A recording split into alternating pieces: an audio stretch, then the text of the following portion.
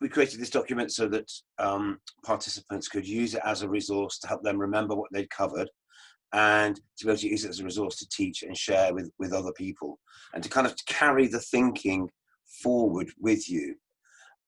If anybody would like to work with us to translate it into local languages in Uganda, that would be very interesting. And we'd love to hear your feedback as well, just to help us develop it really and make it better. We've deliberately made it in a simple format so that it can evolve with use. So we go through the ethics and we explore into our principles. We've got to this idea now of principle 7. It's about design. It's about how we approach design.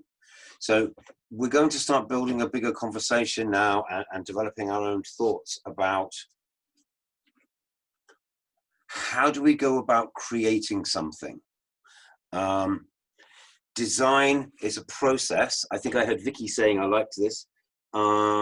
Design's a process of making your dreams come true. If you can visualize, we can imagine in our head, maybe individually or in a group, we can create a vision of something that we want to achieve that's distant. We can then break that down into small steps and we can work towards achieving that. And with permaculture, we can work together more harmoniously because we're starting from a point where we agree about our ethics. We agree about what our values are. And I think that's a very, very important and powerful place to come from, a good starting point. Again, a point of consensus. Then the second thing that we can perhaps agree about, and as a group, and again, being in agreement is a very powerful thing.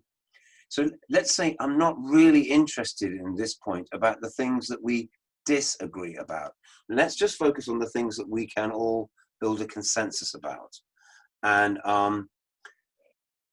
we started with our ethics, and then we've built on that by saying, well, we've made observations from nature, and these things seem to be the case. That's, water flows downhill, warm air rises, organic matter decays to compost, plants grow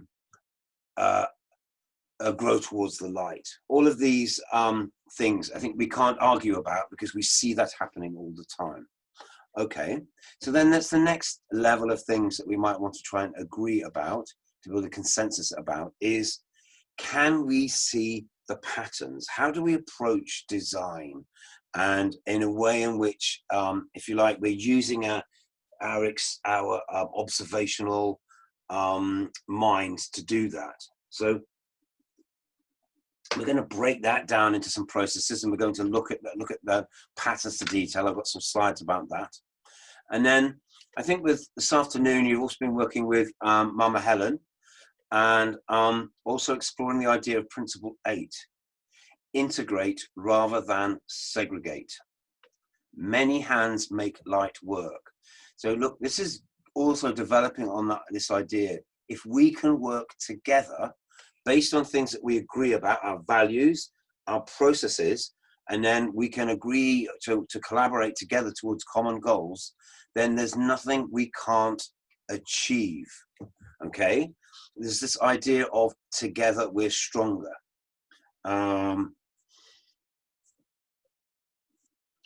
Can we combine things in a way in which they amplify their effect as well? So again, by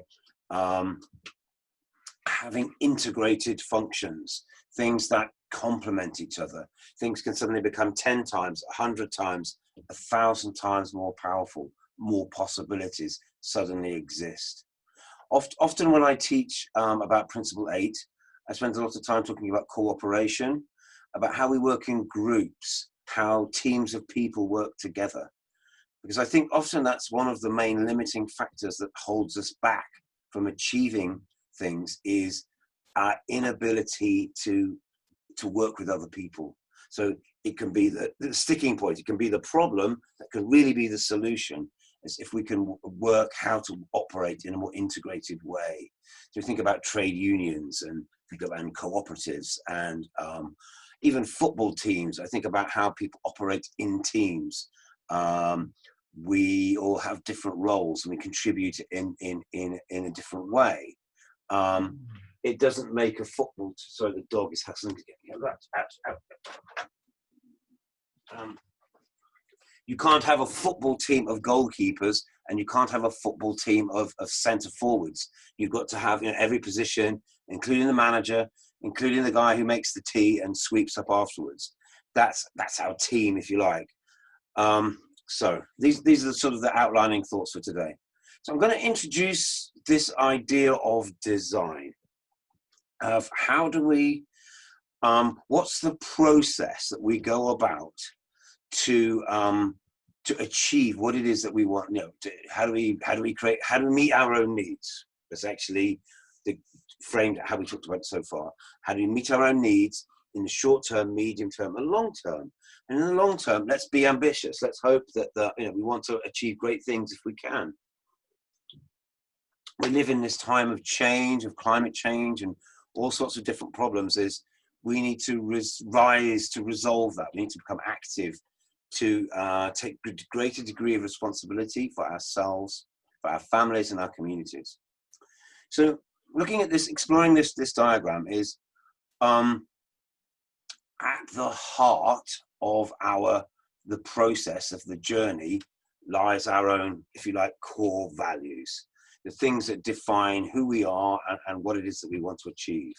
And we know that, because this is permaculture, we want to harmonize with nature. We want to have abundant lives ourselves, and we want to be able to connect and support people around us. Okay, so how are we going to do that? What are the long-term goals that sit with our values? Well, only you know that. Only you in your group, in your home, in your community know that. Maybe we might think, obviously, about resource security. Long-term goals usually involve food and resources, and maybe a security of tenure over our homes. How might we achieve that? How might we work together to that? So we realize that long-term goals, again, is that you can't achieve them overnight. You're going to need to take a strategy to get you to there. So a strategy means a series of plans set in time, stepping stones. So, okay, we want within one of our long-term goals would be to develop food security. So how are we going to go that? Well, can we look at, we have available land. How might we then approach planning that land to support the goal of food security? And then we want to build a strategy then, the stepping stones to get to that. Okay, then once we've identified our strategy, we then look at each activity within that strategy. So I'm very simplistically, right at the beginning of your process to support the function, the long-term goal of food security is, I'm going to make some compost heaps. I don't know exactly how I'm going to use them or if I've put them in the right place, but I just know that if I make compost, it's going to be useful. So there's an activity that might then fit in within a strategy that meets our long-term goal of food security. But not just of food security, you are annoying. Go away.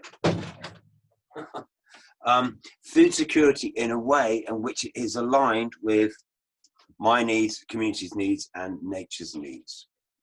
So you can see how this fits together into a process. So, okay, the first activity that's part of my strategy to create long-term food security to meet my needs is I'm going to build a compost heap. So what resources do I need to build a compost heap? And I go away, can I make a list? And then I can start doing that thing. So that's, if you like, that's an ordered, structured way to make a journey towards your long-term goal of food security. We're going to start off with a little shopping list to get some bits of wood or whatever it is, however it is we're going to make our compost heap. Well, we're going to gather together materials to make our compost heap. So I hope that helps as an outline of thinking. And I'm going to give you some other more in-depth models of how to think about design. But I think as an all-embracing concept, I really like this diagram. Because Otherwise, we could argue or whatever, we could fail to agree about what would be the first thing to do and how are we going to make it and what materials we're going to use and can we afford it. We could talk about all of those details and get lost and never actually do anything. So this is about getting things in the right order. And I think that's another kind of lesson that we get from permaculture is strategy has timing. It comes, if you like, yeah, getting things in the right order. So the starting place for any group to come together is on those core values, okay? Inclusive values that we could all, if you like, have an empathy for. Okay, so I'm going to come back to this next page because it's too much detail for now. But we're going to use a model for approaching design, which has an acronym, one of those made-up words, just to help you remember the letters. And it's called SADIMET. And it's a step-by-step process: survey, analysis, design, implementation, maintenance, evaluation. So this is how we might go about approaching design. And again, in permaculture, it's just a suggestion. It's a tool. You might find it useful. You don't have to use it. But in the process of this course, we're going to encourage you to use these models as a way of, so that we can all experience the same thing at the same time. So we're going to try and move towards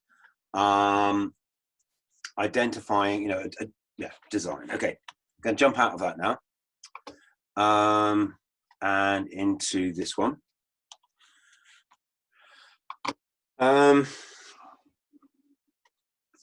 More of Nero Rock's paintings, by the way. Nero. I love going there. It always makes me think. And in terms of design, it fascinates me. But whether these people were intending to communicate an idea over many thousands of years, or whether they were just trying to communicate to themselves and to each other, I don't know. But they have managed to do that. So here we are. We have a message from another, from deep within a different culture and a different time. It's fascinating to me to see that.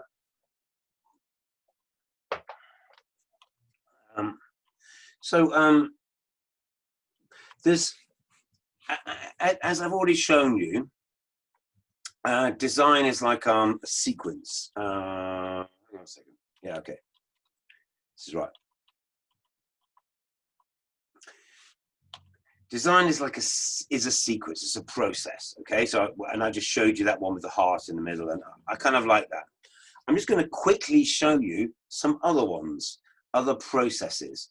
So and you can see how the permaculture method has come about. So you can get a feel for where it's come from. Scientific method is that kind of inquiry that has advanced technology and taught us how to fly planes and have mobile phones. It's come by people making observations of the natural world, okay, and then from that creating a hypothesis. A hypothesis is a question. It's like, I wonder, for example, how strong is this pencil? How far? And I could construct a test to examine at what point it breaks. And I could try and understand why that might happen. So I test it out, I analyze the results, and from that I can make a conclusion. So that is a scientific, logical process of trying something out, which is not so different really than the observe and interact, the first principle in permaculture. We're saying to you, try things out. And we're saying to, and also saying, I always try and say this to people is, don't believe a word I say. I'm not trying to convince you of anything, sell you anything, or I'm not trying to convert you or something, if you like. What I'm asking you to do is use your own life experience to judge what's right for you, and hopefully through that we can all find ways to work together to make the world a better place, to harmonize with nature. Okay, so science. Science is a little bit more complicated than that, of course, and it has feedback loops in it. Of course it has a feedback loop, because evolution itself is a feedback loop. That's how we try our ideas, and if they work, we do it a bit more, and if they don't work, well, maybe we go and try again somewhere else. So we observe the natural world. we ask questions. We perhaps do some background research. So we develop our ideas. We maybe have a more complex and interesting idea than how strong is this pencil, but we might, you know, go a bit further into that. So we ask questions, we do some research. From that, we construct a hypothesis, create some experiments that test that, and then find out what happens. Analyze the results. If it's true, hey, we can publish a paper and stick it in Science magazine. If it's not true, or if it's partially false, then why? And that makes us think again and to go back and construct a new hypothesis. And we test and test and test until we get the result that we kind of, until we get the right result, not the, yeah. So, and this is what the power of it is. If we try something out and it doesn't quite work, then we make a change and we try it again. That's how we learn. That's how we advance. That's how it's that very thing really. It's powered scientific inquiry as we know it. Okay, so but in permaculture we try to be scientific and methodical, but we're also trying to be more creative, more harmonious with perhaps the human spirit and with nature. So let's go to Toby Hemingway. He's the author of Gaia's Garden. This is the biggest selling permaculture book as a sort of just a general, you know, popular book. And he talks in there, again, this is quite early years permaculture. He talks a lot about observation, okay? So rather than perhaps the scientific making hypotheses, because we're trying to understand natural scientific principles. In permaculture, we're trying to do something a bit more creative. I want to create a beautiful life for myself. I want to contribute to my community. I want to, you know, maybe we're looking for slightly less tangible things. So visioning. Can we create a vision for what we want? If you can imagine something, then you can probably, that's well on the way to actually being able to create it. But if you can't imagine it and the vision isn't there and you're going into unsure, it's a lot less likely to be successful. So, and he breaks planning into 2 steps. Concepts, just coming up with general ideas, and then schematics, I guess more precise step-by-step plans. Then we go into development and implement. We implement means we do it. Okay, simple. We're going to go a little bit deeper than this. Here's another one. The Universal Traveler. I quite like the first one is accept responsibility. So again, the beginning of a process of change, the beginning as a process of making your dreams come true, of creating the thing that you want, is to say, I take responsibility. I can change this. So rather than blaming the government, blaming the politics, blaming money or something, always externalizing the reason for why you're not achieving something, it takes the power away from you. You're giving the power to someone else. The challenge for you is to say, okay, I'm going to do what I can do. I take responsibility for this. I'm going to do some analysis. I'm going to do some deep thought and define the problem. Understand, again, all this analysis is observe and interact. Create some ideas, choose the best ones, implement them.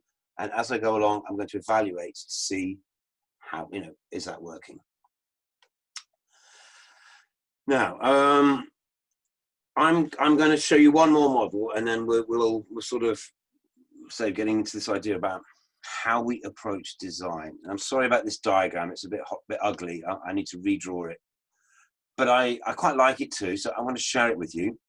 And this brings in, I think this is how design works more for us, and how it does in permaculture, and that is, it's a continuous process. It doesn't end. Once you start it, it carries on going round. And it's this idea of, well, we're always learning. We can always improve things. We can always modify things. We can always make small changes. And the process of creativity, patterns of creativity. We can just lay out a cross. So we've got a typical 4 sort of different a matrix with 4 different sort of stages within it. And the first stage, part 1 of the process of creativity, is preparation. We prepare. So we live with it. Here we are in our home, in our garden, looking at our field or whatever the problem is that we're addressing. So we live it, we experience it, okay? And whilst we're living with it and experiencing it, we are aware that we want to create change, we want to move forward, we want to make improvements. So we make observations. And the best way to make observations is to write them down, is to take pictures, to take notes, measure things, sort of, you know, do it in an active way, not a passive way. Just looking and seeing is different from, you know, observing, really looking at something. So we live with it, we're making observations, and now we begin to move into the analysis. We now, why is this like this? What if I did that? You know, we're starting to develop an understanding and to use our inquiring mind. And look, this is interesting because analysis sits at the point where we move from preparation to imagination. So to creativity is inviting you to get in touch with your own creative, imaginative part of yourself, you know, and we all have it. We all have it. So from analysis, think, can we generate ideas? Let's just throw out some possibilities, and don't be shy to come up with ideas that maybe aren't great ideas or not fully formed ideas. Sometimes silly, stupid ideas might be the seed or a germ of something that might be truly brilliant. So you generate ideas, get together with your friends, get together with the stakeholders of your project, the people who are going to be the beneficiaries of it, the people who are going to be shaped by it or affected by it. And let's try and generate ideas that we can all feel a degree of ownership over, that we can all feel that it's not so great if it's, oh, it's my project and everyone come and be with me in my project, aren't I clever? It's more like, how can we work together with common values to the same long-term goals, okay? Within that model that I showed you with the heart in the middle, that's the way to bring people in, is by overlapping those really core things that matter and making them feel included in the process of what you're doing. So we're generating ideas in allowing us our imagination to go free. We're not trying to take ownership over the ideas, we're just putting them out there, creating an atmosphere where there's possibilities. But in permaculture, we want to understand, think of the vision perhaps of Helen and Godfrey and the EUPO members who've transformed that garden there at Happy Home. They had a vision, they generated ideas, and they went through that process. Okay, so then you generate your ideas, and then we reach this point, harvesting. And I think this is, again, another interesting sort of point or turning point of the compass, where we're on now the edge. Let's say we're always interested on the edges between imagination and development. Okay, so as we move now from generating ideas, we start picking out which one's the best ideas, the strongest ideas, the easiest to achieve, which are the ideas that best fulfill our original long-term goal, what we might call the function of our design. So we check, we know we can identify the best ideas when we're harvesting, because we're asking ourselves the question, does this fit the long-term goal? Do we have the resources available to do this thing? Is this something we can afford? Do we have the skills and knowledge to do this? And if you don't, then you need to identify where they're going to come from. And that's the beginning of planning. So as we move now from harvesting, we're now in the development stage of creativity. So we're looking at the best of those ideas and we're enhancing them. So they're okay. So Clovis says he wants us to build a slow sand filter. How are we going to do that? What are those materials? Where's it going to be placed? Where's the water that's going to go into it coming from? Do you know what I mean? How we're now adding detail to the plan. But we only need to think about that detail when we've identified the thing that we're trying to achieve. So the fact that we now know why we want a slow sound water filter, we've all agreed drinking clean water is part of our health and well-being, and to make sure we don't spread diseases between each other. Okay, we're going to drink clean water. We all understand why. So then the question about where we're going to put it and how we're going to make it all now seem relevant. Okay, so we've got our things in the right order. So we're enhancing our designs, and as we move then from development to action, we go through evaluation. So let's just check, are we right? Are we doing the right things? Is it within the budget? All those sort of things. How are we going to do it? In what order are we going to do it? Of the things that we've identified, what's going to do first? All that kind of thing. We can check it, our plan's going to work. And then we begin to implement. So now we're into action, doing it, getting on with it. We know what the plan is. We know why we're doing it. We've broken it down into steps. And now we are building our slow sound filter, and we know where to put it, and we know who's going to build it, and we know why we're doing it, etc. So now we reach back to the beginning. We're now living with it. Things have changed. We've done the whole cycle. We've moved on, and now we're still living the same life, but we have our slow sound filter, or whatever it is that we have been designing. So now we can start making observations. What comes next? Or are we happy with what we've got?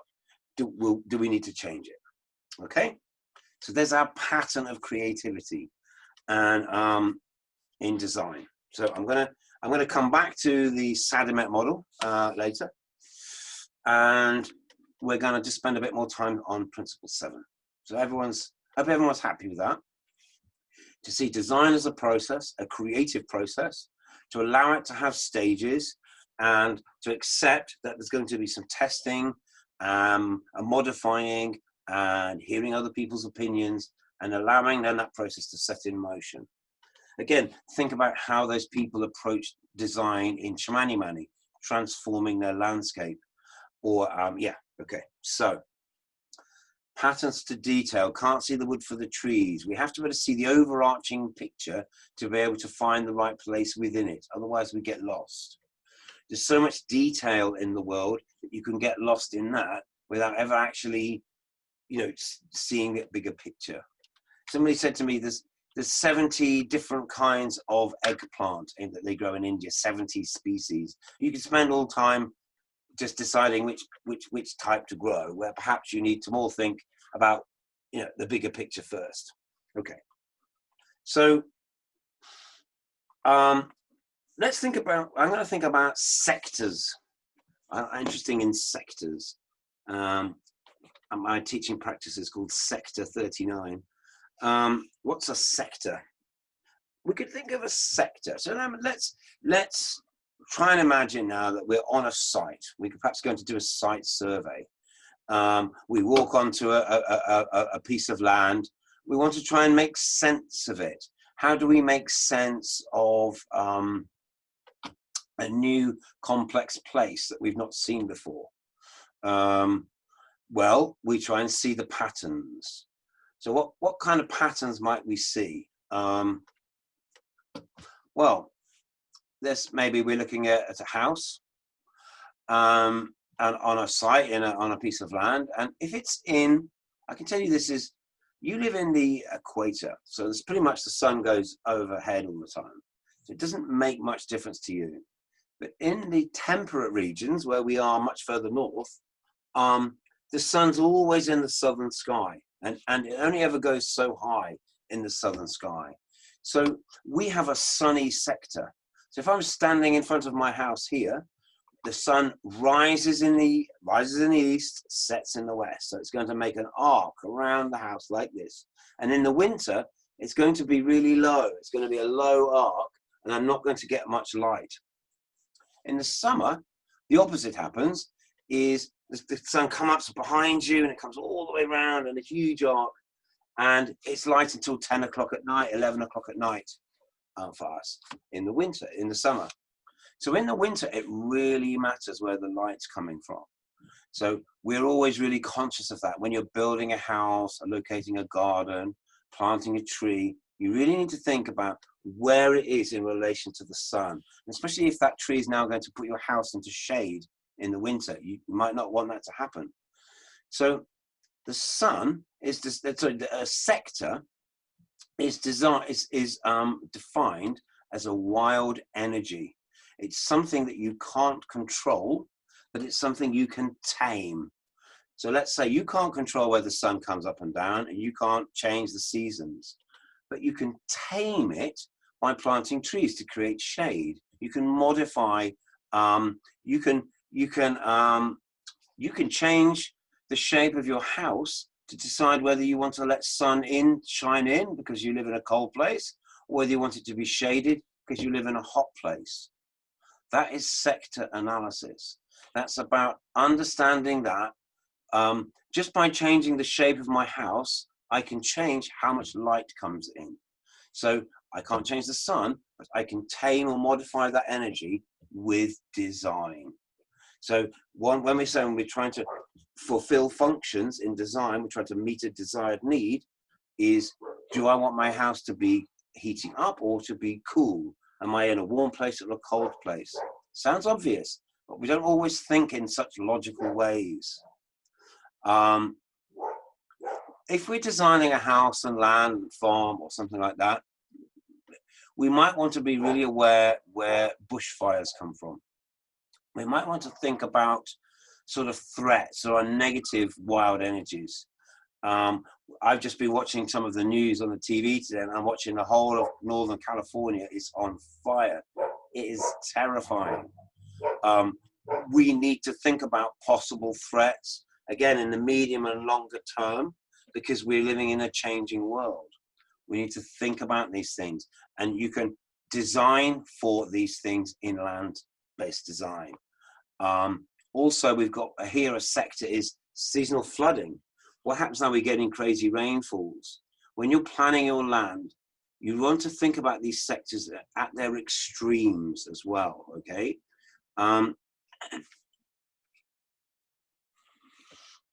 We always need to understand how water will flow across a landscape.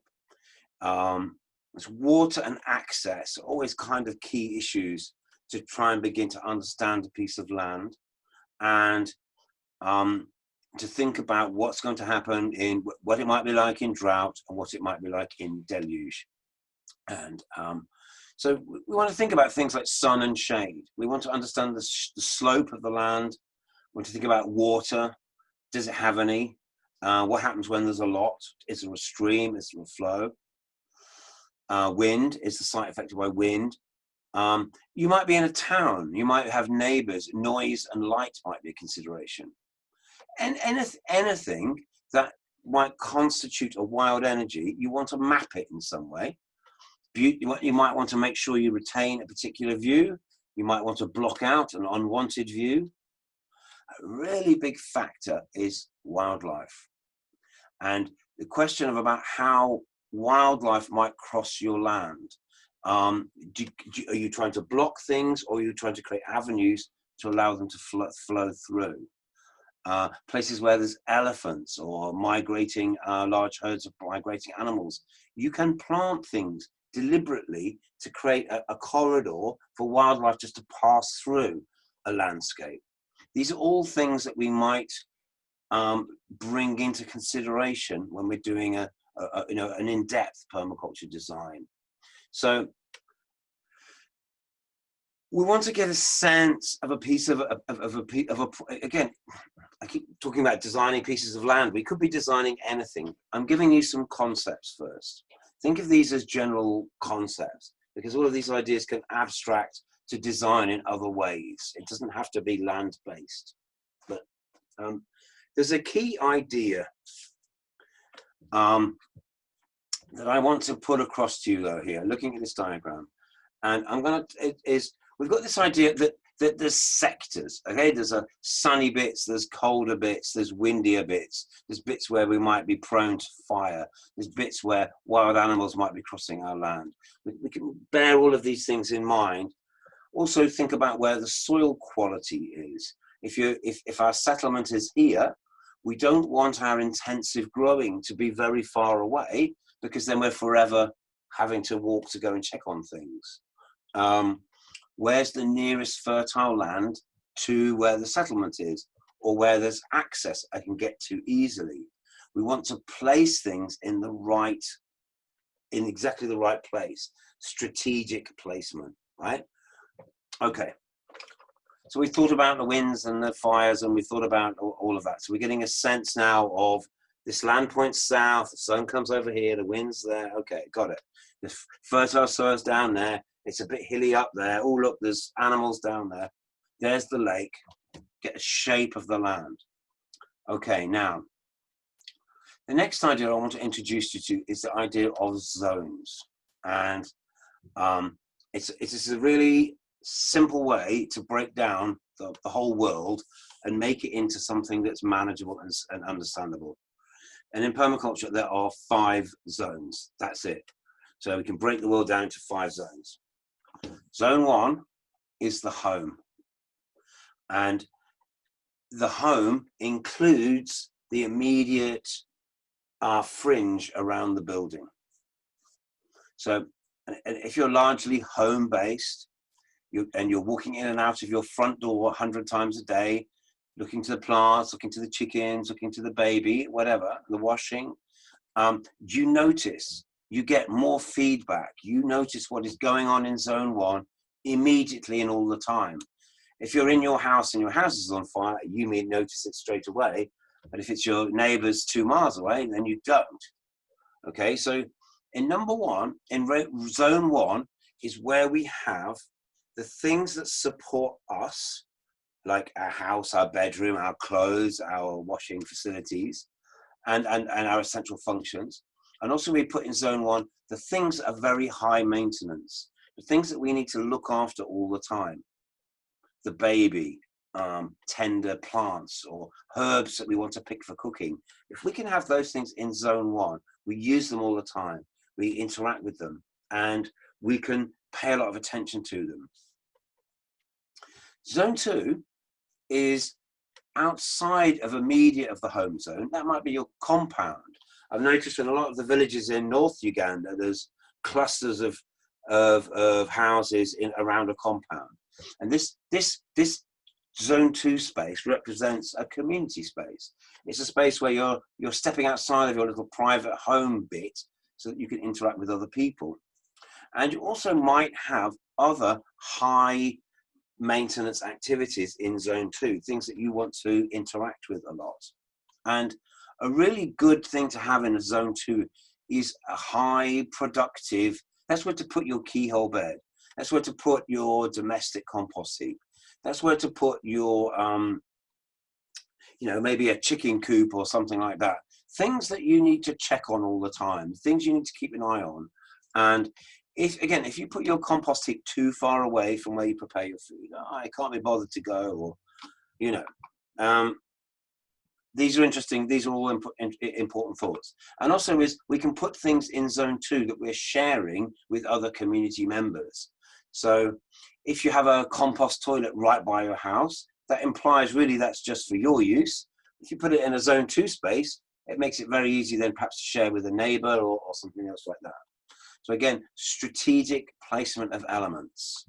And the rationale, what we're thinking about is the more we interact with something, the more delicate and important it is, the more personal it is, the closer we want it to the middle. In zone 2 are things that we can share with our neighbors, extended family, whatever. And we also put assets in there, we develop assets in there that also support the zone 1 function. So things like your cut and come again greens, your salads, your herbs, things that you're going to be using all the time. Okay, zone 3 you'll notice is further away. Zone 3 represents the world of work. We go to zone 3 deliberately. You're in and out of zone 1 100 times a day because that's where you live, and you're chasing around after people and borrowing a spade from next door or whatever. In zone 3, that's when we go to work. It's a deliberate thing. So maybe if you're a farmer, that's your fields. That's where you grow your maize. You don't grow all your maize around your house. You have much more high maintenance things close to home. If you've got maize or a field of cassava or matoke, you can have that in zone 3. And zone 3, obviously, the world doesn't look like this. It doesn't look like a flat, round circle. So getting to zone 3 for some people involves jumping on the bus and going a couple of miles down the road to their field. I understand that. But again, this is a model. It's not real life. But it helps us understand real life in the same way as perhaps those pictures right at the beginning were not in this one, the rock paintings. Anyway, so zone 1 is home, zone 2 is community, zone 3 is work. Zone 4, I think zone 4 is my favorite zone. I don't think I can have favorites. Zone 4 is the periphery of your fields. What's beyond your maize field? What's beyond your cassava field? Maybe that's your tree crops. Maybe that's the teak that you planted, or the jackfruit trees that you're planting. Zone 4 yields they come over a long period of time, but they're almost constant. So it might be wood that you're growing for coppice, wood that you're growing for firewood. Your fruit trees, your things that you're growing for essential oils. You're not cropping them every day like you are your Sumo Wiki or whatever. Those things that your vegetables and herbs that you're interacting with all the time, they're in zone 2. Your main crops, they're in zone 3. And zone 4 is where you have your long-term things. You don't go and visit them regularly, but you know they're there, and you're still doing a lot of gardening and managing in those spaces, okay? So if we have a very windy sector, we might plant a lot of our long-term timber trees in the windy sector to create a windbreak, for example. We always want to try and stack functions together, remember. But this is about, firstly, this is about getting things in the right place. And the zoning model gives us an ability to, if you like, and also for us to have a discussion about that as a group of people about where we might put things. Okay, so I said there were 5 zones. What's zone 5? What is zone 5? Well, zone 5 is everything else. It's the wilderness, it's nature. It's also your next door neighbor's land. The rules for zone 5 are this. You can go there, you can visit it, and you can learn from it. But you can't really make lasting changes in zone 5 because you don't get any feedback. If you go out into the middle of the bush and plant a tree and you don't go back for 3 years, you have no idea whether it's grown or not, whether that was a useful use of your time or not. So, but zone 5 is in some ways the most important, because zone 5 is where, let's say in the terms of the wilderness, of going to the top of the mountain, of in nature, zone 5 is where new ideas come from, new energies, new possibilities, random associations. You know, I talked about the scatter pattern, the 6th of the pattern archetypes was that random assortment. Well, that's what nature does. If in your gardening and farming, you try to plan for everything, you won't be successful because there's always going to be something that you didn't know about or didn't anticipate. So what in this diagram they've got is this white segment here is trying to show zone 5 coming all the way to the middle.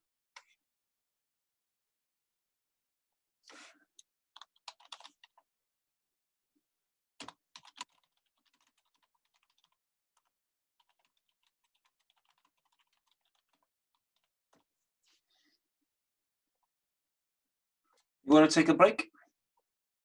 No problem.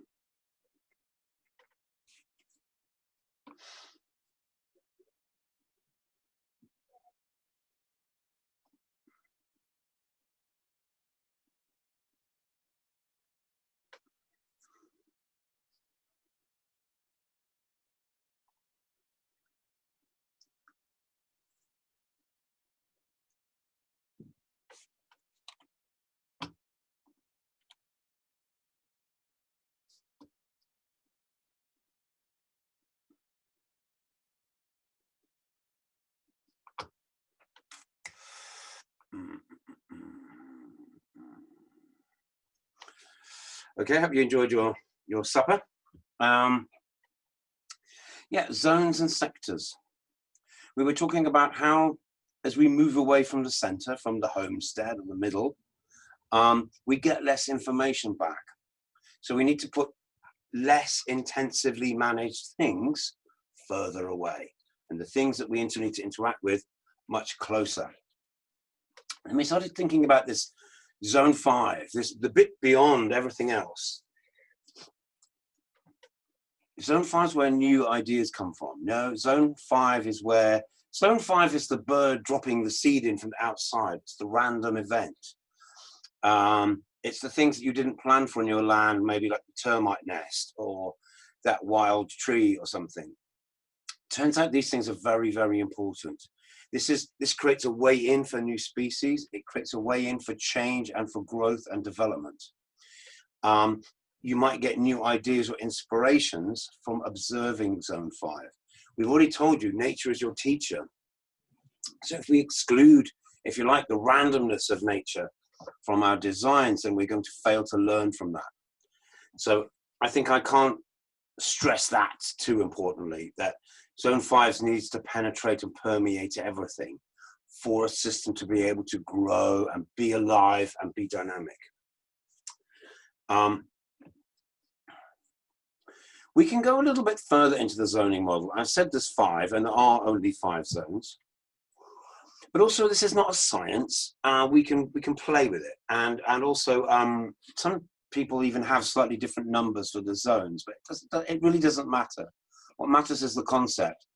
But the zoning model places you at the heart of your world.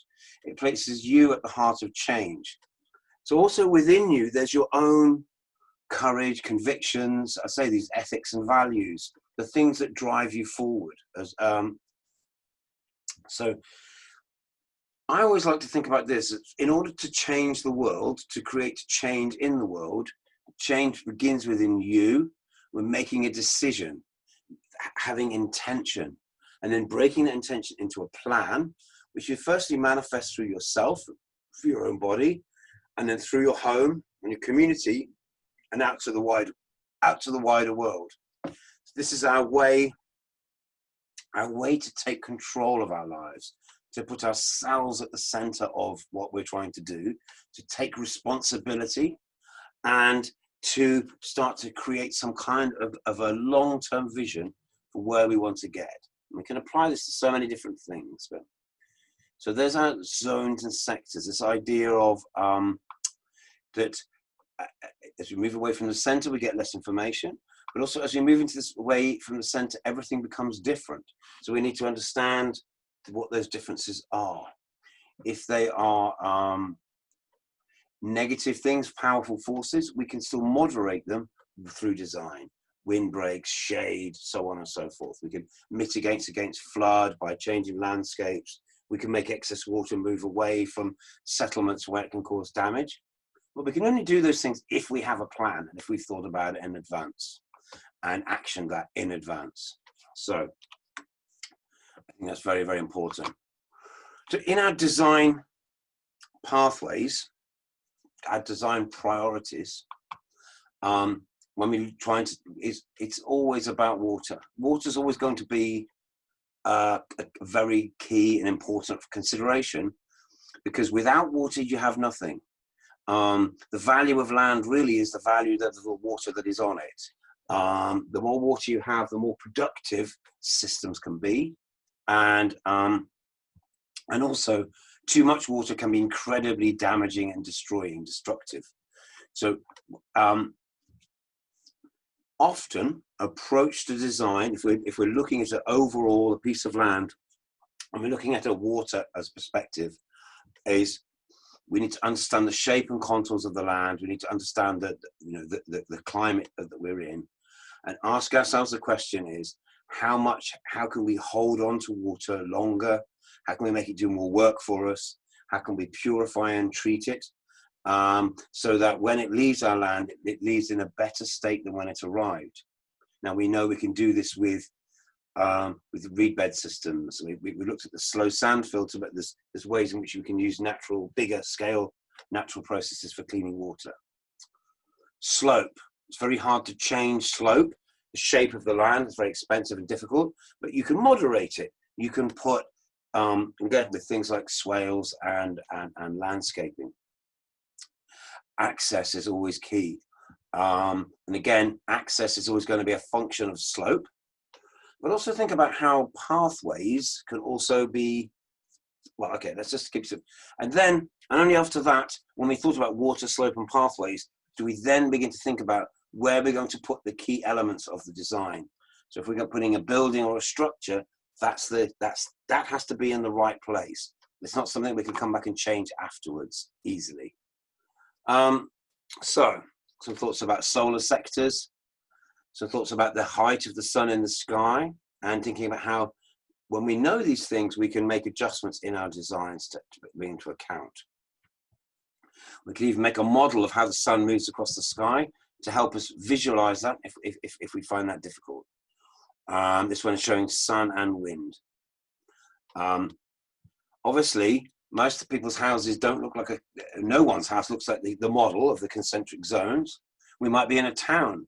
In this example, there's lots of noise and lights from neighbors.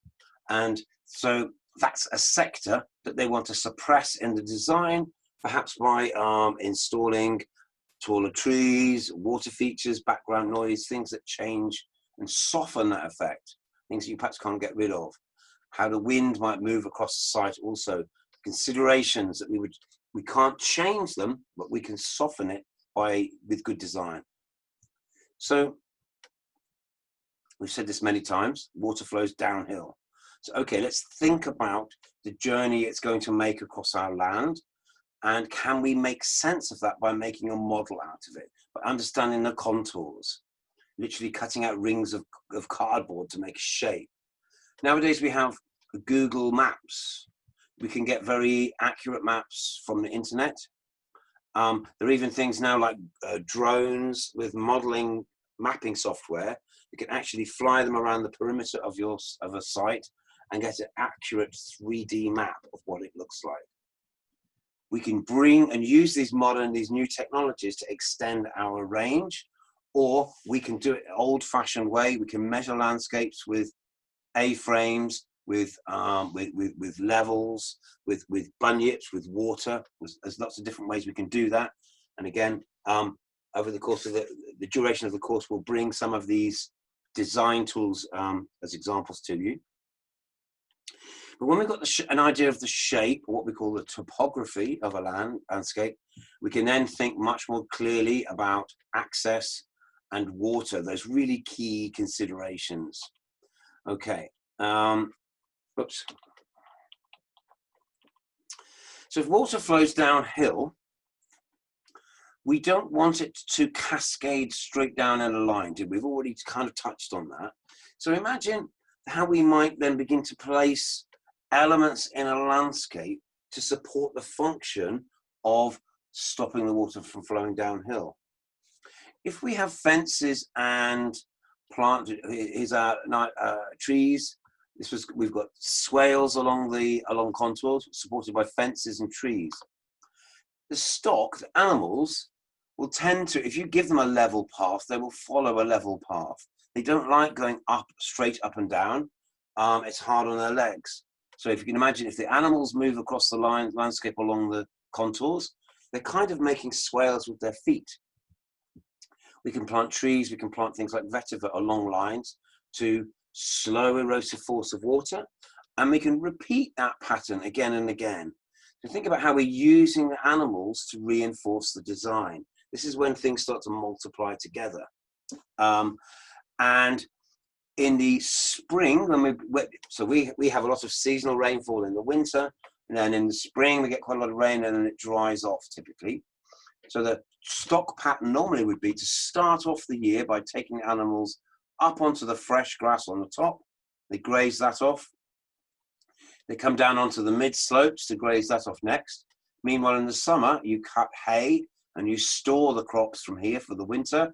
And then in the autumn, the animals come down to the bottom and they're near to the farm for when the winter comes again, and you've stored their animals. You stored their feed. So again, thinking about a sequence, using the landscape, but in a way in which it supports your long-term goal of preventing water flowing downhill. I'm trying to give simple examples of how we could build layers to a design that support a function that we have in mind. This is a water catchment system. So this is, and this brings together a set of different techniques and strategies for catching water. So imagine we're looking at a valley here. It's quite steep, and it's coming downhill. So this is the top, and we're seeing water flowing down here. Okay.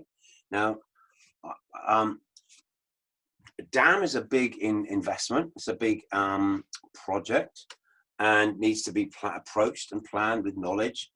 But to be able to see the possibilities, say first you need to be able to envision it. So again, patterns to detail. If we can look at a landscape and realize that even if only there's a little stream coming here, maybe occasionally we get high rainfall, we can catch and store that.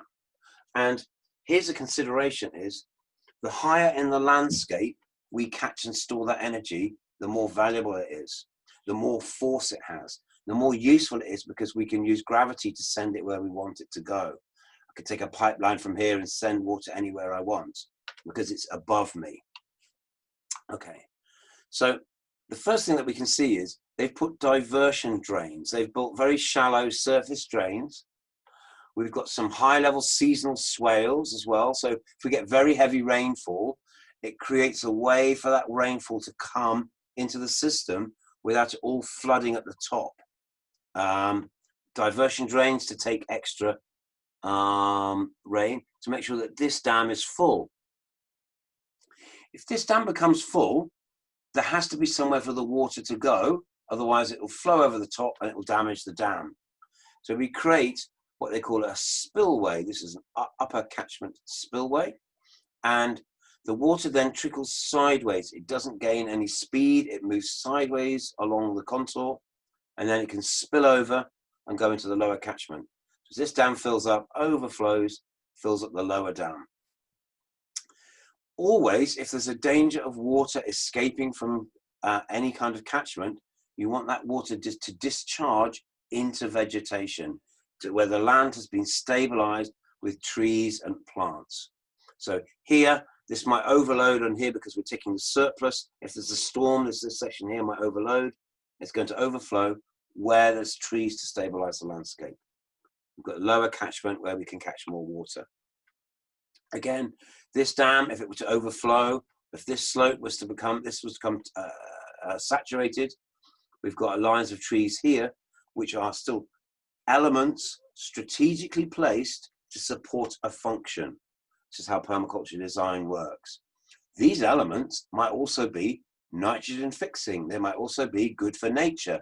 They might also be high value fruit trees or timber trees, but they're still doing the function of landscape stabilization.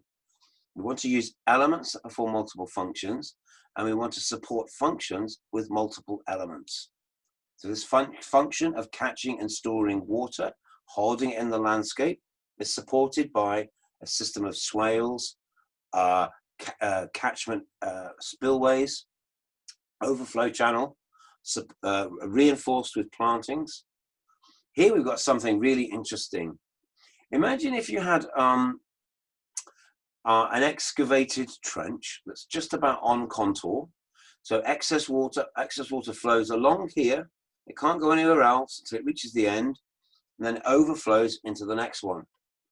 And exactly the same, an excavated trench, and the water can only go along here very, very, very slowly because it's just about level, and then overflows into the next one. So now we're creating a system where we're making the water do the longest possible journey through a landscape. It's going to nourish and water more soil, but in a slow and steady managed way. So now we can grow crops in between these channels and have irrigation maybe around the year. This is joined up thinking. This is how we can link several things together to create a complex system. So what Helen been talking a bit about today, integrate rather than segregate. This is an integrated system that's gathering all of the water, and each one of these separate elements is behaving according to an overall master plan. And look, even down here, we've got a big planting at the bottom. There's a drainage line. Any excess water is going to come out through here, and we can take advantage of that by planting around it again. So there's a thoughts about, yes, we're talking about water catchment, but really, I'm so trying to get you to think about approaches to design, about how we think about designing. We want to integrate things together in a way in which they become very strong or powerful, and they support the key function that we had in mind all along, which was to catch and store water.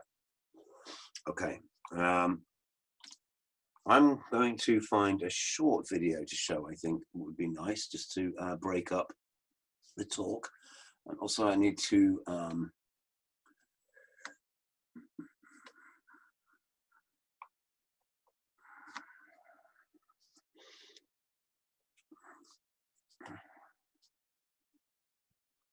second.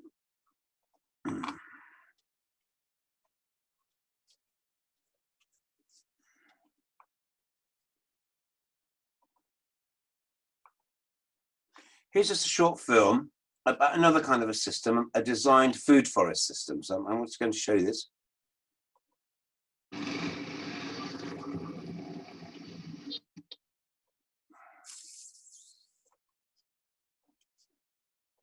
And here we're looking at a 300-year-old food forest.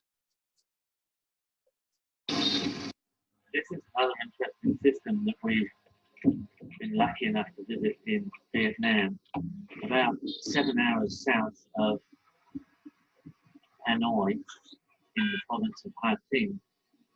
And one day, when we were investigating different areas of the landscape and culture, we were asked if there was anything else we'd like to visit or anything that we could be helped with as far as getting a better record of traditional systems. And I'm always interested in old suburbs because there's often very interesting little events and happy little accidents that happen in suburbs because of the microclimate of the buildings and the streets. That's why I'd like to see an old suburb, and so I could just do a check on the possibilities of different trees and different systems that might have been established. Well, this was interpreted in a form that is quite different to an old suburb that we understand in Australia or most of the developed world. When we entered the village, all the streets were extremely small, and guests and administrators of the project took us through to this little garden, and it was a complete established food forest. Taro, cocoa yam, turmeric in the understory. It's just ancient food forest, the whole thing. And everything was extremely well established. Small gardens of vegetables underneath fruit trees, large fruit trees, palms, climbing productive plants like black pepper, specific gardens with pineapples and turmeric and galangal and clumping onions, and borders with herbs, bananas, papayas, many varieties of fruit tree in the understory, emergent palms coming out of the canopy, small animals, even a small grazing cow under the canopy, deer in a compound which are used for their horns as a medicinal harvest. And the old gentleman and his wife were processing some food for their meal. They showed us around, and I casually asked, how long have they been there? How long has this system been established? And it turns out about 2 acres of ground, probably a little bit less. It's been in the family for 28 generations. So it's a completely different time scale of establishment because everything has been tried and tested. The bees hives were all natural bees hives in hollow logs. All the medicinal plants, in fact, every plant, every tree, just about every plant and every tree in the system had a use and a story. And if it wasn't a specific regularly used food, it was a very specific medicine or herbal tonic.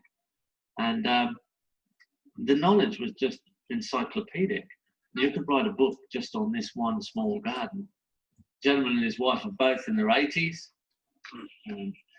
And their varieties of fruit trees are also have been there for so long, and they are some of the older varieties that have been well tried and tested. They're actually used now as reference to the modernized area where people are coming back to these more stable, more traditional, and in some ways a lot more productive per square meter, complicated layers food forest systems. And they're coming back for reference material and asking if they can share some of their genetic material, because they now realize that it's actually a much more energy efficient system, because they've put in very little work for the amount of return they get. And the return is constant, it's daily, it's continuous. It's just about every meal that they eat and all their medicine contained within that garden. For me, it was an absolute shock to try and understand the timescale of establishment I was looking at. This is something that was literally off my scale. I couldn't really see the way this had been established. It had been there so long. And it was very hard to see the interactions between the system and the people, because they were literally so casual and so productive. And an absolute pleasure to visit it. It's the second time I've visited this garden, and every time we're made very welcome, and every time we learn more about how to approach design in an established form. A wonderful example of tropical food forest. This is a view of the past and a view of the future. The only possible future we have is for sustainable suburbs for the food forest. We've had them before, we'll have to have them again.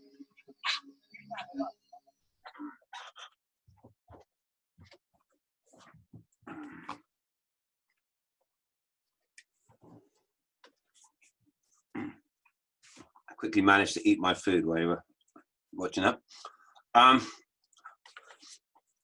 Thoughts on design. About establishing a garden. He said it was 28 generations. That's more like 500 years or something. That's incredible. Imagine something being that resilient to last over that kind of a time scale, but also to think about how you would go about creating something like that. What would be the process that you would go through to create a design, complicated design like that? What I'm saying to you is, well, you start with the basic premises of how do we create food security, how do we do it for our community, and how do we do it in harmony with nature? Those are our values, and we begin to explore by starting small and developing that, you know, those resources, but not just running into it randomly, but by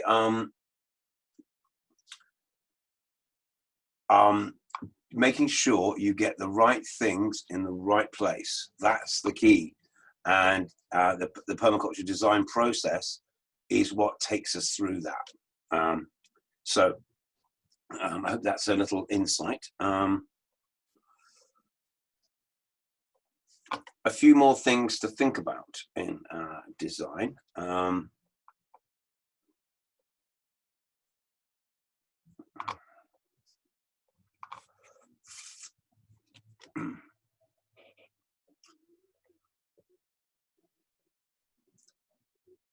There's something very, very important about edges. And in fact, there's a slideshow we kind of skipped over, which I would have liked to have shown you. So maybe I'll just see if I can try and find it.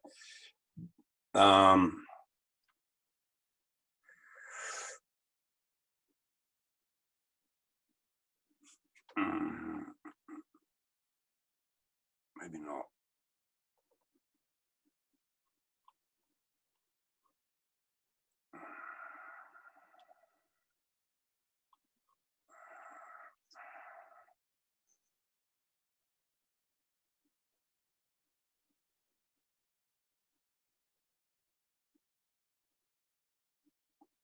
Okay, I've kind of we jumped over some of this. I think I should have spent more time on it. Is going back to how we learn from nature. Nature doesn't like a vacuum. It's always throwing seeds out, or an opportunity. Like imagine a bird drop a seed in, or here's a coconut washed up on a beach. There's always this process of nature's trying to carpet the world in plants. It's trying to create a succession. And whatever your design is trying to do, you want to work with that process. You want to use the energy of nature somehow to drive you forward. Now, this is the same for human situations as well. You don't want to have to put yourself against, if you like, the sort of the tide of energy is going in a particular way. Work with it. Look, if nature wants to create a forest, let's create a forest, but let's create the kind of forest that meets the needs of our community and reflects our other long-term objectives. Something about, this picture is about being adaptive. It's about responding to new opportunities. Oh, I need to, oh, we're recording, yeah, okay, good. This slide is about, this is an air plant. I took this in a warm tropics, and so there's enough humidity in the air for the plant to grow quite big without needing any roots. It can capture moisture out of the air.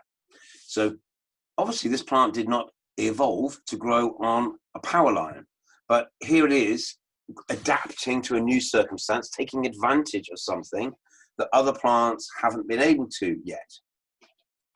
The process of evolution, the process of being successful through competition, is actually to find a specialism, to find your unique place where you're not in conflict with everything else. So also design is about spotting new opportunities and seeing potentials in things that not necessarily everybody else sees. That's the creativity part I wanted to touch on. We've talked about how everything's connected, nothing exists in isolation. We talked about the giraffe and the termite in the first day. This is a tree, again, in the warm tropics. Here's a tree, and it's covered in succulents, other kinds of plants growing on it. And then again, that's to remind us about stacking, about a design that has multiple layers of productivity to it. So again, is in your approach to design, I want to grow a woodlot, I want to grow some vegetables, I want to make some money, I want to have whatever. Can we do that in a way in which we create other outputs as well? Can we stack those functions together? Because that's what nature does. And look, these plants now get so big, they then drop down their own roots, and they can root into the ground, and then they can begin and become more established. So we're always trying to build complex systems in the way that that's what nature does. We need to understand the relationships between things in systems. So this is the same tree, but just jumping into the detail. Here's another young succulent growing. It's growing. There's enough edge and a moisture and nutrient on the bark of the tree to support this plant. We can see lichens and mosses, air plants, and the succulent all growing on the tree. So again, I put this diagram in to make you think about stacking. And the idea that we say sometimes in permaculture is you can always add one more species. You can always add one more yield if you're creative. See the possibilities. Maybe there's a part of this plant where you get a little well of water, and there might be a little organism that lives in that, and there's another organism that eats that, and on it goes. Nature seems to build on its own complexity. So, but also this tree gives a way in for something. It creates a lot of edge and surface area, things then that other plants can get onto and build off from.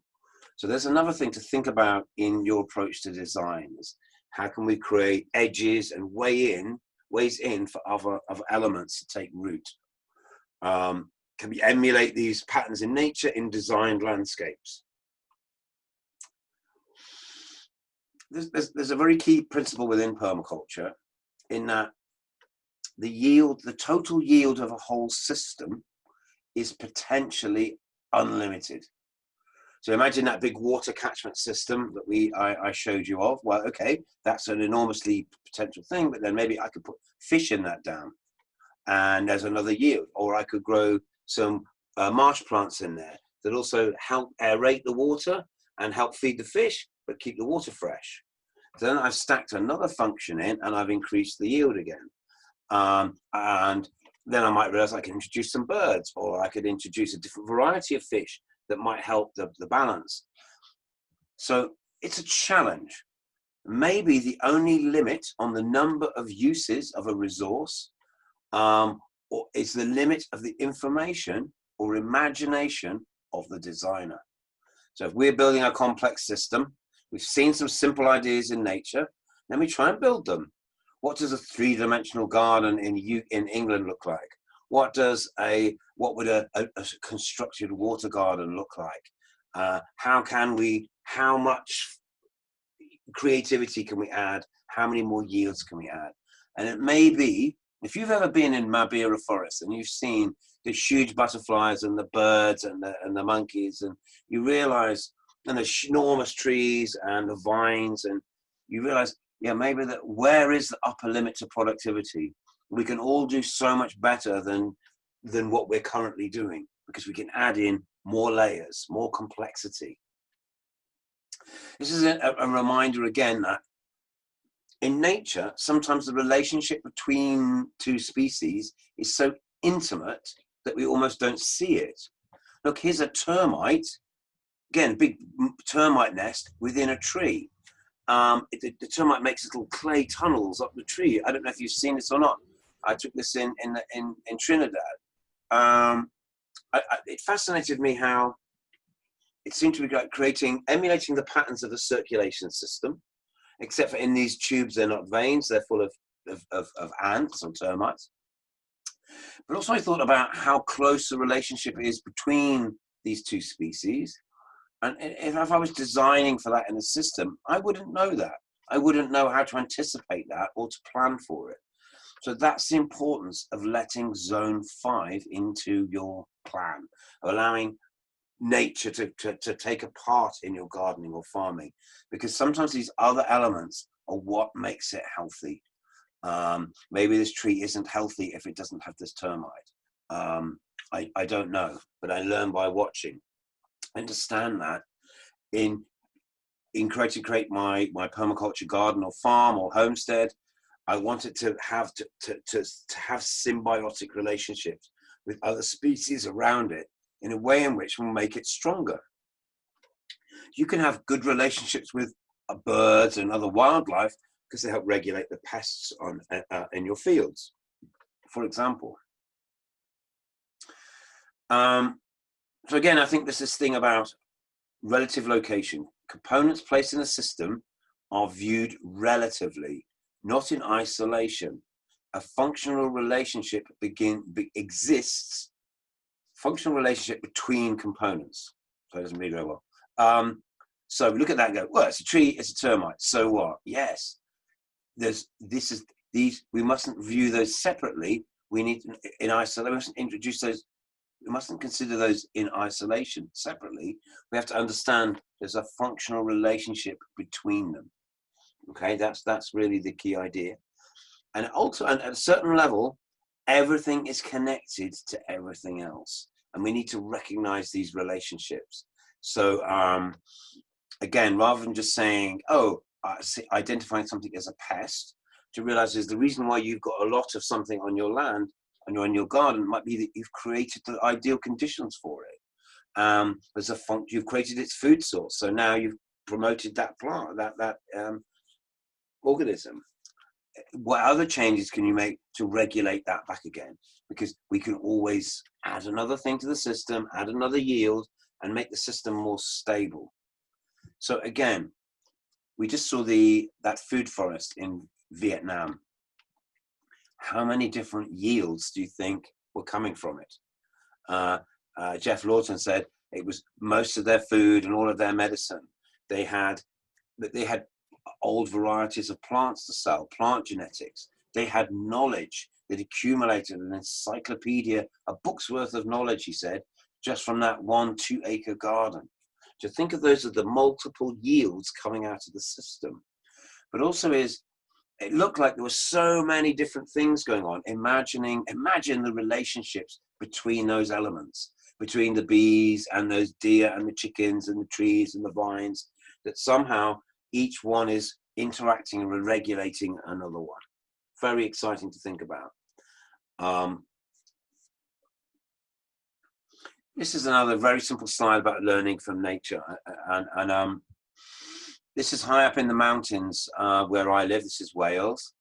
And we kind of have a problem. And that is that for various reasons, there's just too many sheep. And the sheep graze everything right down to the ground. And it prevents the forest come back. We lose all of our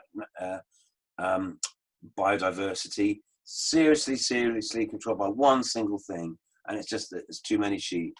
And sheep don't come from UK. They come from the Middle East.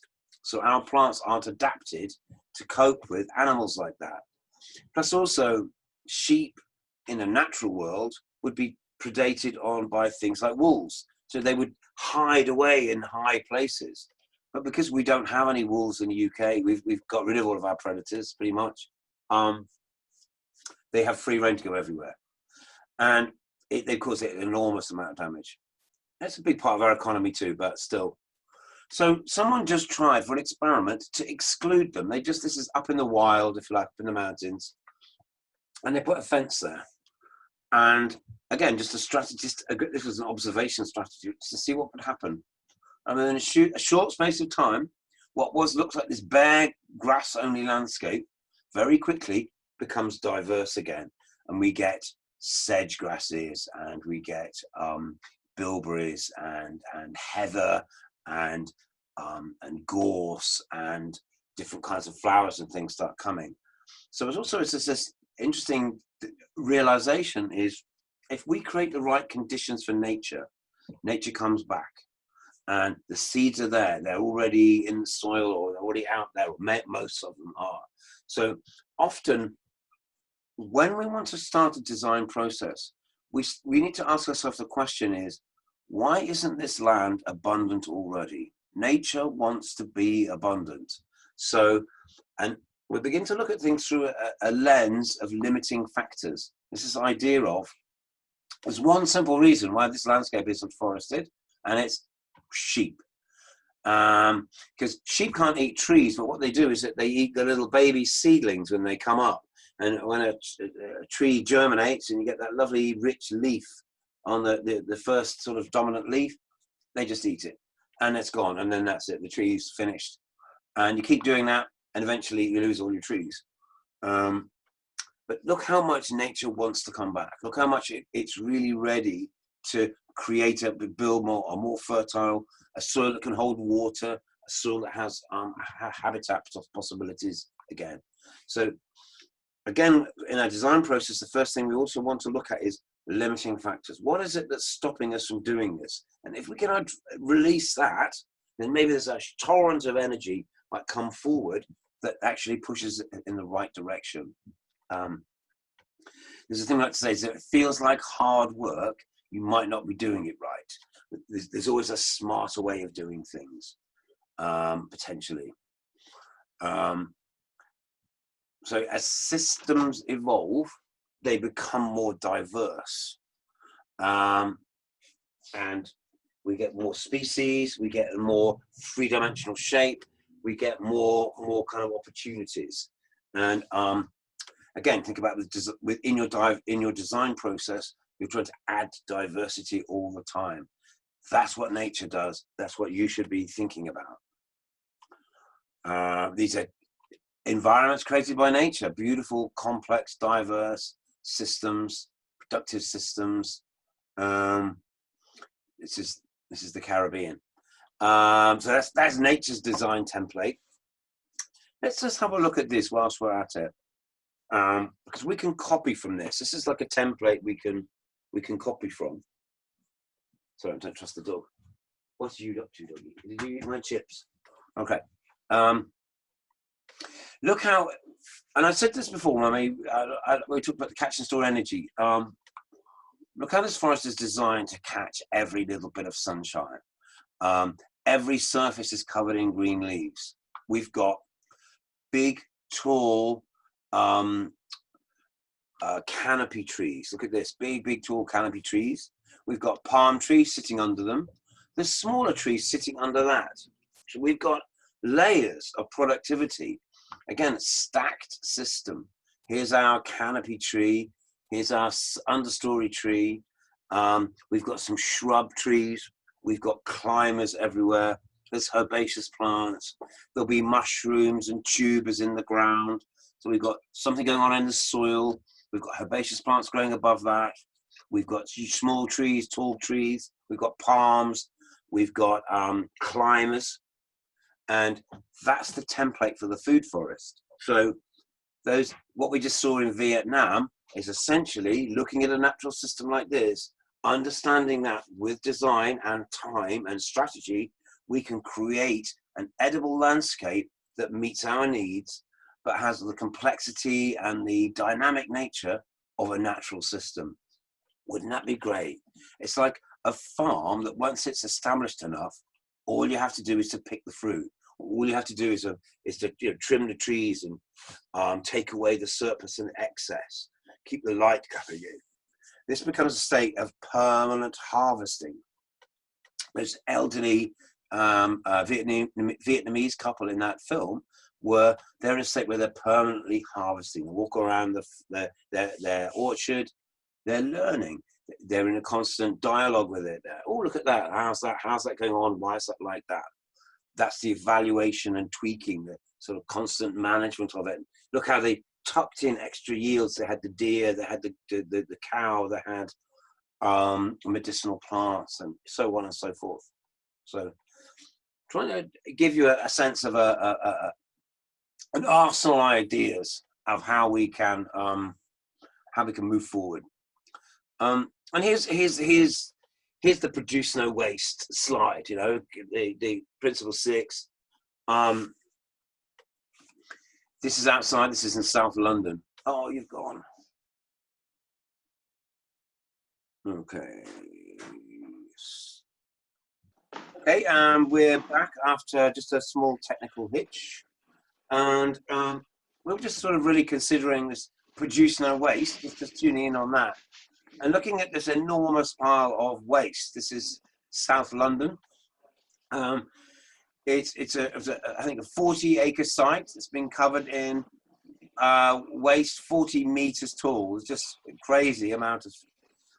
All of this resource represents an opportunity, because there is no such thing as waste. Anything that is regarded as waste has a potential use, and we have to start to see that maybe waste is an opportunity. So within our design thinking, our design framework, we want to try and utilize resources, people, things, time that other people fail to value. So if you can find use for a steep bit of land or awkward bit of land because you have a good design approach, then you can access things that other people can't. In the same way as we saw that air plant growing on the phone line, the power line. I want you to think about that. That really is no such thing as waste. We've created that. Humans have invented it. We've also created ways to waste our time and to waste the energies of people. In our design thinking, we want to find ways to address that, because there always lies opportunity. So it's converting toilet compost into food, a similar sort of thing. The thing that I wanted us to get to, this is the final point I want to make today. It's about the edge effect, and I don't think I've enlarged on this enough. Interesting and unique things happen at edges. You get a mixture of conditions. Sometimes you have the opportunity to almost have the best of both worlds at an edge. This is a mangrove swamp, tropical mangrove swamp. I was told when I visited here, it's near Venezuela, it's in Trinidad actually, in the Caribbean. This is one of the most biodiverse habitats in the world. There's many different species living here together as anywhere. And it's interesting because there's a massive range of different conditions here. That's what creates that diversity. It's fresh water, a river flowing into the sea. We've got fresh water meeting salty water. Plus the sea's tidal, it goes up and down. So we have times when there's more fresh water and there's times when there's more salty water. All of those are edges. There are organisms, there are fish, there are crabs, there are amphibians that like every single one of those different conditions. And so it creates a range of different habitats. Look at these mangrove trees, how they have these aerial roots that branch and branch and branch. They create lots of edges, lots of interface. There's so many nooks and crannies and habitat within this space. All the little baby fishes and baby crabs and all of the other little organisms, shrimps and lobsters, swimming around in there where they're more or less safe from the big fish out in the channel here. But as they get a bit bigger and they come out, they can be fed on by the big fish in the big channel. So we have many, many, many different little habitats within the system. No one thing can take over, no one thing can predominate, because everything in some ways regulating everything else, but potentially there's multiple yields to be had out of this system, but it's long-term stable and it sequestrates carbon. This is a fantastic thing to learn from. It turns out that aquatic systems, we can grow food in water, in ponds and tanks. It can be 5 or even 10 times more productive than on land.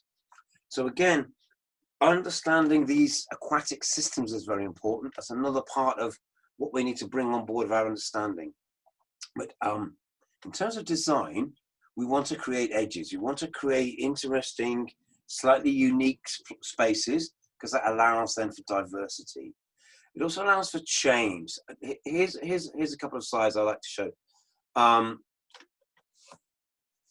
I noticed this just walking on the street outside the house where I was living at one time. And this is a concrete wall, a cement wall, and this is a tarmac sidewalk, pavement. So not very inspiring environment for growth or development in any way at all. But there is, look, there's a little bit of green clinging on here. What's going on there? It's interesting, isn't it? Because it's at the edge between the wall and the road. Think about how the wind obviously is blowing things around.